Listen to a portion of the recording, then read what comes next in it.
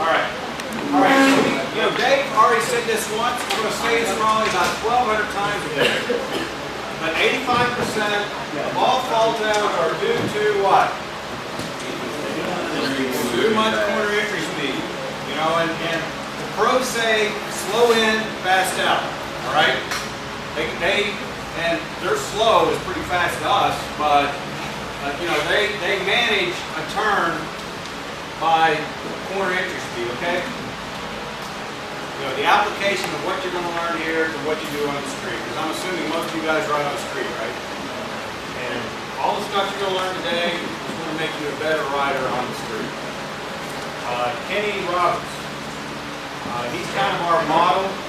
You know, there's a lot of great racers, either that are out there racing today or that have raced before. You know, I can sit here and name them all, but Kenny is kind of the model for our teaching technique because he spent a career, 6 years, and only fell one time. And got 3 world championships. So, you know, as far as I'm concerned, that's a pretty good model. Absolutely. I mean, you know, to be at that level and to be able to, you know, get the accomplishments that he did with only falling once is just amazing. So this is his line technique, and that's what we're going to talk about. We're going to talk about earliest exit line. Back that up. No, that's all right.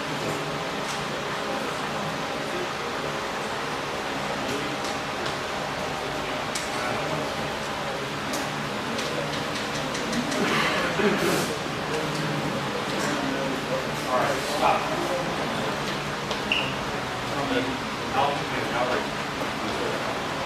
Okay. Earliest exit line, you've got to be able to see what you're going to do. You've got to have it in your mind. You've got to visualize it. But basically, the earliest exit line is the line that you take that will get you out of that turn the fastest. Is that a good description? I think the way to build a corner is a term called building a corner. The only way you can get a corner right is know where the exit is. It doesn't matter where you are, you've got to know where the exit is.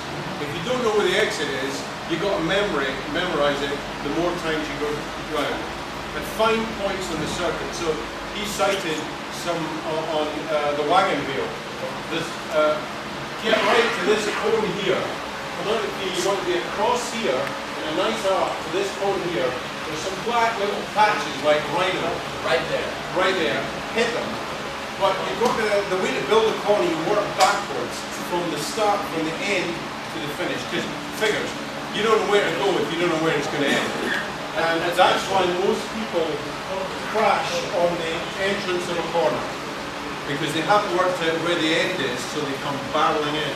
And a lot of these corners here, the line for the first corner you hit is often determined by the line of the second corner. The classic example is the beginning of the rattlesnake, which I'd fallen off last year. It's very painful. So don't do it. So that's it. So it's 2 now. One thing you want to do to, I mean, the exit line is really nothing when you draw a line on the ground. There's no track line, and you want this is it.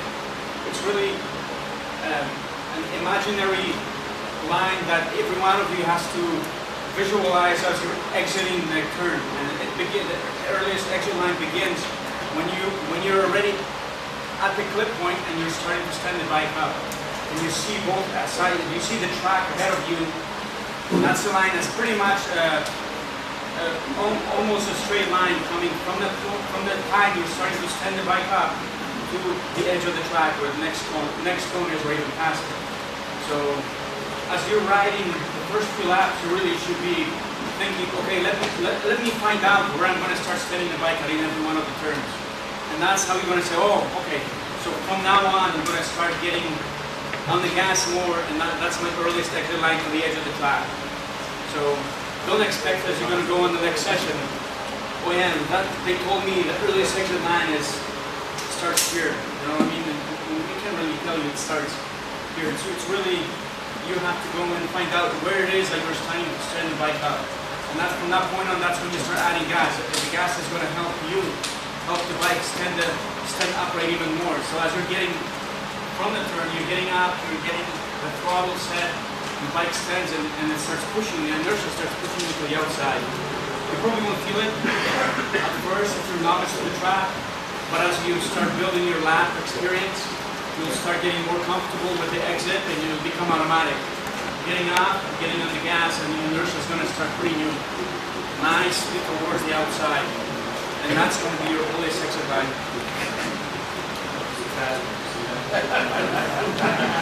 That's good.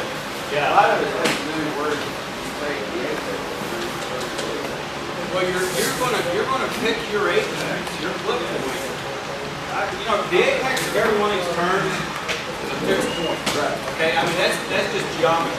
But you are either going to early apex or late apex your turn to set yourself up on that earliest exit line. Because like Slavek said, you want to get your bike up and accelerating as quick as you can, because in this particular straight, your speed at the end of this straight is very dependent on your speed at the beginning of the straight.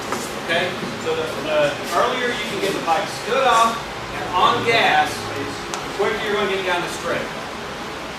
And you know, throughout the day, you're going to blow a line, you're going to see that, you're going to experience it. Because when you hit the line and you're getting down the straight pretty fast, you'll notice it. And then when you blow the line, you notice how much slower you're going because you've lost all that momentum.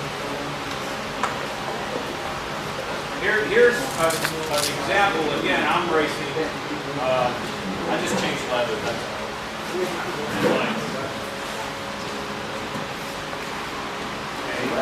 That's the rattlesnake.